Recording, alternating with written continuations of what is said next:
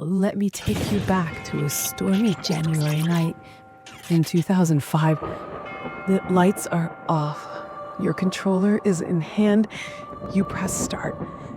And just like that, Resident Evil 4 begins.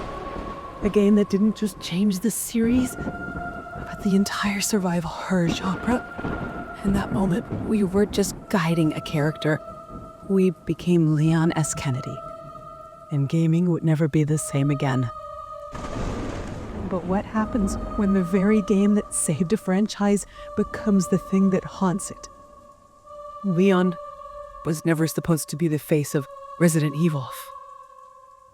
When he first stumbled into Raccoon City, Resident Evil 2, he was a wide-eyed rookie cop, fresh out of training. He wasn't the hero, not yet. But something about him stuck with it. Maybe it was his hair. Maybe it was the one-liners. Maybe it was just faith.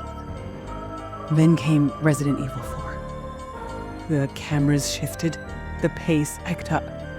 The fear faded into adrenaline. Leon traded awkward tank controls for roundhouse kicks and suplexes. He wasn't just a survivor. He was an action star. And we loved it. Oh man, we couldn't get enough. But something else happened that night. Something that still echoes through the halls of Capcom to this day. The horror took a backseat. And the soul of Resident Evil, it got lost somewhere in all the explosions. After the overwhelming success of RE4, Capcom doubled down. Resident Evil 5 gave us gunfights in the sun-scorched streets of Africa. Resident Evil 6 went full Hollywood with collapsing highways and mid-air shootouts. The sales were strong, but fans were divided. Some cheered, others screamed. Leon had become too strong to fear anything, and that was the problem. Where were the tight corridors, the shaky flashlight beams, the feeling that death was always one step away? Gone, all replaced with QTEs and boss battles that felt more Call of Duty than Resident Evil.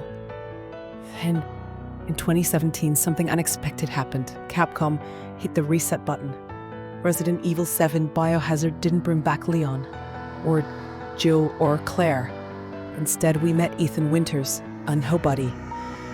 A man searching for his wife in a rotting swamp mansion filled with horrors. It was a first-person nightmare that made us feel vulnerable again. No suputzes, no sunglasses at night. Just raw, stomach-turning dread. And fans, we didn't just accept it.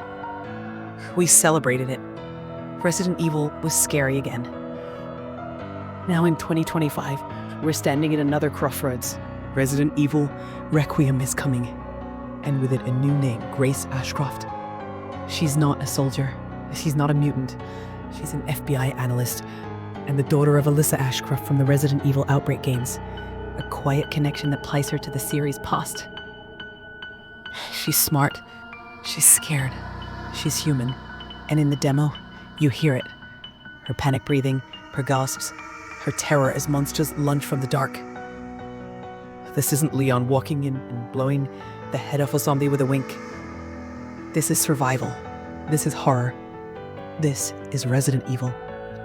But here's the twist: the ghost of Leon Kennedy still lingers. Every forum, every comment thread, every tweet. People want to know, is Leon coming back? The rumors won't stop. Some say he's the second protagonist.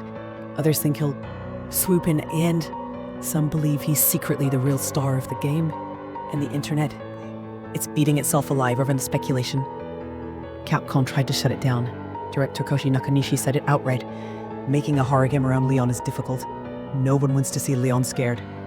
Translation, he's too badass now. He's outgrown the fear that defined the series.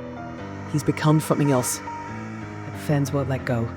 And the result? A brand new heroine, Grace Ashcroft, smartly written, deeply connected, and clearly important, is being pushed aside for someone who might not even show up. And then there's the gameplay. For the first time ever, Resident Evil lets you pick. Play Requiem in first person like RE7, or third person like RE4. It's a bold move, meant to unite old school and new fans. But it comes with a price. That third person camera, it gives you more control, more confidence, less fear. Suddenly, the tight horror experience becomes something looser. More action, more Leon-esque. It's a clever compromise, but one that risks watering down the game's terrifying potential. Can Capcom scare us and satisfy us at the same time? Here's the truth: Capcom is once again trying to move the series forward. They're taking risks, building new legends, and they're doing it while carrying the weight of a 20-year-old masterpiece on their backs. They're haunted by Leon Kennedy. Not because he's bad, but because he's too good, too iconic, too powerful. His shadow is long, and even now, 2 decades later, it's hard to step out from under it. But they're trying.